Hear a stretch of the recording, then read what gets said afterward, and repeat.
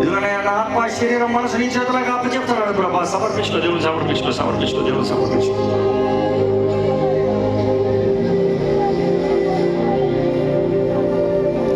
చెప్పు, నా మనసులో సంపూర్ణ స్వస్థత కావాలి. స్వస్థ బుద్ధి నాకు కావాలి.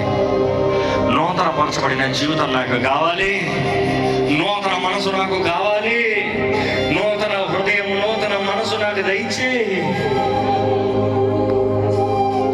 విరిగిన ప్రతి పాత్రని బాగు చేసే దేవుడు కదయ్యా.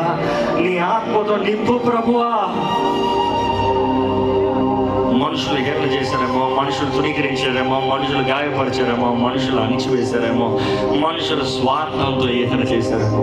కానీ ఇదిగో దేవుడు హెచ్చించే దేవుడు అండి. హెచ్చించే హస్తం ఉందండి. దీనులకి దగ్గర ఉండేవాడండి. దీనులను ఆదుకునే దేవుడు. అడుగు దేవా, నన్ను ఆదుకోవా, అడుగు. నా గతం నుండి నాకు విడుదల దయచేయ్యా. గతపు కార్యాల నుండి నాకు విడుదల దయచేయ్యా. నన్ను దూషించిన వారి నుండి నాకు విడుదల దయచేయ్యా. బాధించే, వేధించే మాటల నుండి నాకు విడుదల దయచేయ్యా. అడుగు. ఇక్కడ ఉన్న వారందరూ చెప్పేది 4 విషయాలు. పశ్చాత్తాపడాలా, పశ్చాత్తాపడు.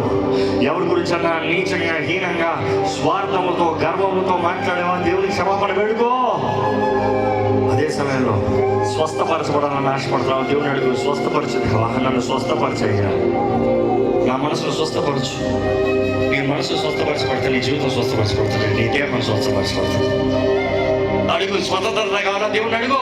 నాకు బంధకాల నుండి విడుదల దయచేసి స్వతంత్రుడిగా బ్రతకాలి, తేలికతో బ్రతకాలి. నీ సమస్త జ్ఞానాన్ని ఇచ్చిన సమాధానం నన్ను ఏనాడు.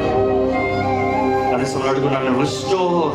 మనుషులు నన్ను పాడు చేశారు, మనుషులు నన్ను గాయపరిచారు, మనుషులు నన్ను ఎరగొట్టారు, మనుషులు నా జీవితాన్ని గందరగోళం చేశారు, చల్లా చెదురు చేశారు. ఇదిగో నన్ను నూతనపరచు, నన్ను నూతనపరచు, నన్ను బాగు చేయి. దేవుని అడగండి.